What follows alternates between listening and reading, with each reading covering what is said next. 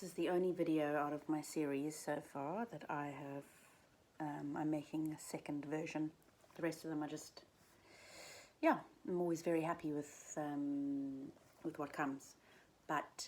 And the career one is a vulnerable one for me, and yeah, it's the first version was too long. I actually just talked too much. Ended up being like 20 minutes. So I thought I can't keep people's attention for that long, because I know I certainly can't pay attention for that long to somebody talking in a video, unless it's like very compelling. And yeah, I guess I felt like I could make it more succinct, and there were elements of, oh, where's my book gone? The book. There were elements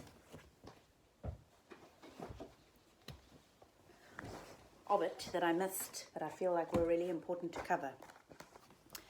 And the reason it's a vulnerable one for me to share about right now is because I'm at quite a vulnerable point in my career, and that is having left like freelance marketing pretty much completely, and said goodbye to quite a lucrative career. I'm at the early stages of really building my full-time coaching business, and yeah, I'm working on my own and I'm winging it, and I'm doing a lot of training and studying and working with coaches, but at the end of the day it's up to me. And all these videos that I'm creating that are in preparation for the launch of my first paid course, Be the Change, are a big part of the process of me establishing myself as an entrepreneur. And I guess the vulnerability is around the fact that I haven't arrived yet.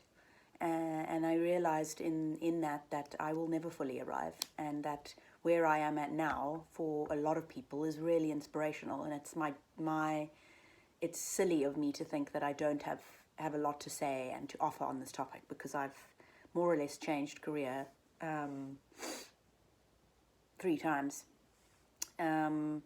Moving from advertising, which I was in for 11 years, into yoga teaching and freelance marketing, and now into yoga therapy and coaching.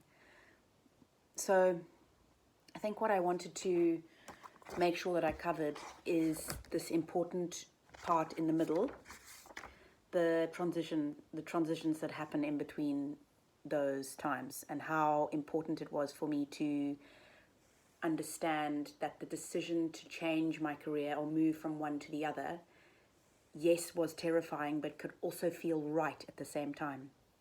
And when I was confused and afraid and unsure of what to do next, I lived the question in my practice, and it was something that I would bring into the way I was navigating my life as a conscious person, trying to bring embodiment and practice into my daily life, and mindfulness. It was a question that I brought into that practice every single day. So while I was in advertising, I knew almost, from the beginning, this is not my dream life, but it really ticked a lot of boxes at that time. So, I can't look back and go, oh, what an evil career, and, I wasn't making any difference in the world. And because I entertained that for a little while in order to try to make myself feel better about the fact that I was actually terrified that I'd left a career that was, provided me all this like stability and security. And now I had to actually establish that for myself, like as a yoga teacher. And I'll get to that, because it was actually, I was unable to establish that for myself as a yoga teacher. It didn't meet my needs, which is why I'm where I'm at now. And I've seen like a huge amount of personal growth happen throughout that time. And most of that has been around having the courage to live from my heart and trust that I can make money and make a living and be financially secure and emotionally secure and happy and completely enjoy in doing my work at the same time. Like, one doesn't have to be sacrificed for the other.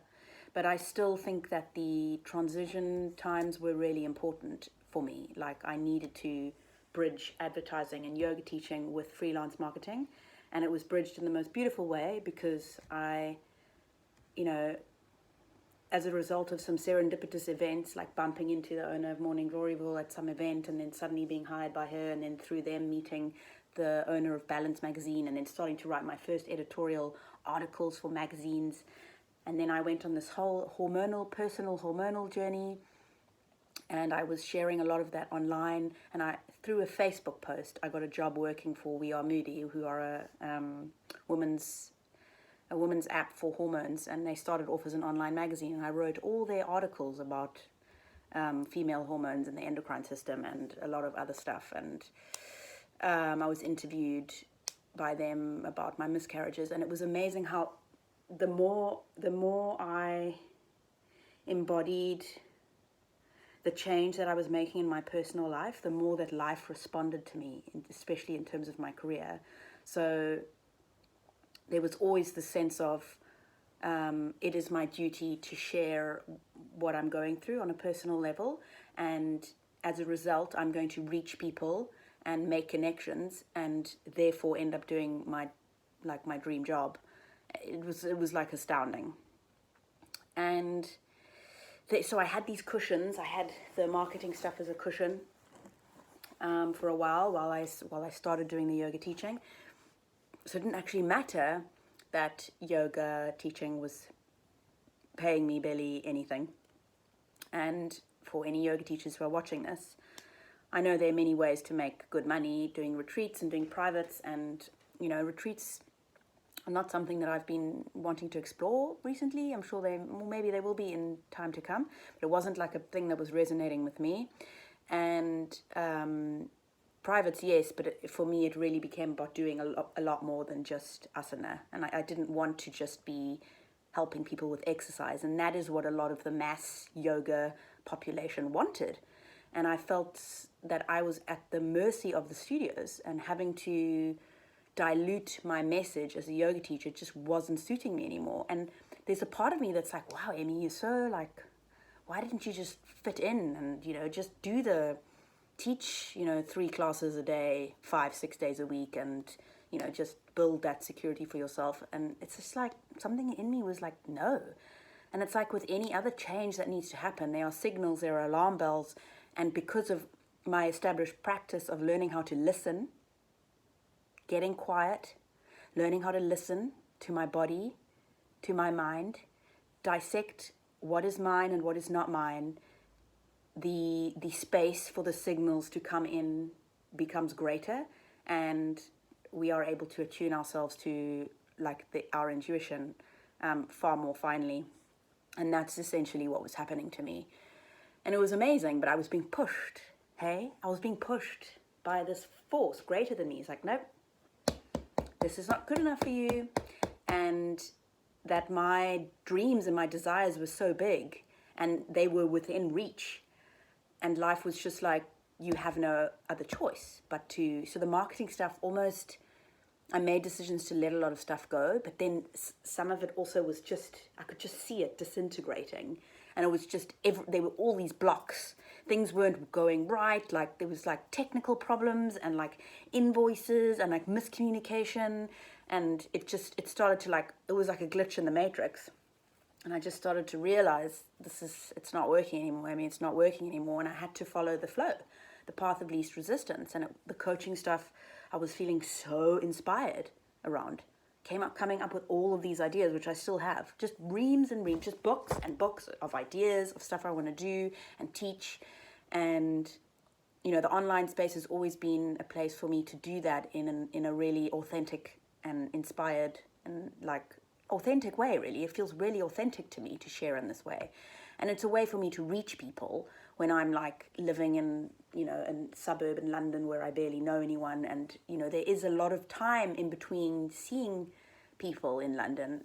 I don't feel entrenched in the yoga community either. I have a lot of friends who are yoga teachers, and but I'm not going to studios all the time anymore. And now I'm pregnant, and I am spending a lot of time resting, nesting, and creating. So it's serving me perfectly well to have all this time. But I'm putting in all this time and effort at the moment and investment into programs that I'm creating and want to create and have plans to create. And right now, I don't see the results. I see them, but I don't have them now. Like, they're not right in front of me. And that's how it goes. I can only be shown the next step. And when I'm in practice, when I'm in prayer, I can only pray to have the next step revealed to me. As soon as I start to go further ahead, I crumble and things get really, really scary. But no matter what, I am always taken care of. The money always appears, and I still have clients and coaching programs that I do with clients. But when I'm working as a mom, soon, the online courses are going to be hopefully like 70% of my income and what I do as an entrepreneur.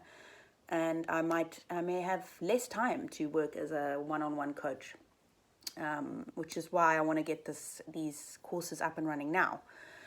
But it's a vulnerable thing, especially being pregnant, and I'm not in a full-time job, and I don't have maternity leave, and those are insecurities and fears that I'm having to face. And it's so amazing to face them and to just at the same time completely and fully trust in where I'm at, and be so proud of myself, to be honest, for where I'm at and how courageous I've been in taking these steps to get here, and hoping that that's really inspiring for other people. And I really enjoy working with clients who are dealing with career transitions. That's something I'm really, really passionate about. So if that's something that you are interested in looking at or want to work together on, please get in touch. It's a huge passion point for me amongst hundreds of other things. But yeah, I got through it. That's my personal change story on changing careers. And I hope you learned something. See you next time.